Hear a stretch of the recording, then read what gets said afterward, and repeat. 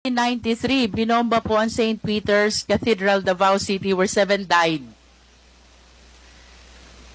Nalala niyo po ba ito, Mr. President? Yung simbahan, ma'am? Opo, St. Peter's Cathedral in Davao Yes, ma'am. City. At sangayon po kay Arturo Las Cañas, kayo ay galit na galit sa pangyayaring ito. Sinong hindi magalit, ma'am?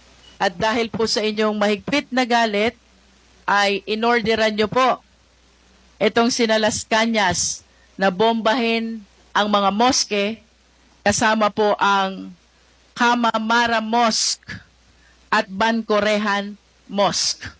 What can you say about this? Crazy, ma'am. Do you know that my mother is a Muslim? That's an idiot statement. In other words, you are denying. Of course. But I just want to inform this body of what the Easter bombing is all about. Because the Honorable Congressman Luistro mentioned about it.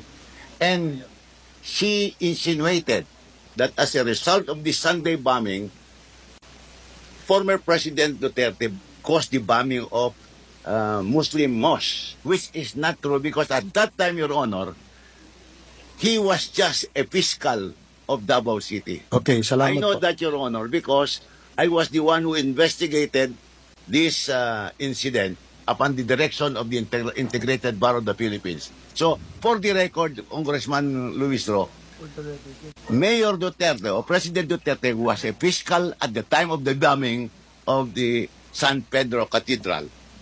Okay, It thank is not you. true Thank you, that he Attorney was Bello. mayor. Your manifestation is noted.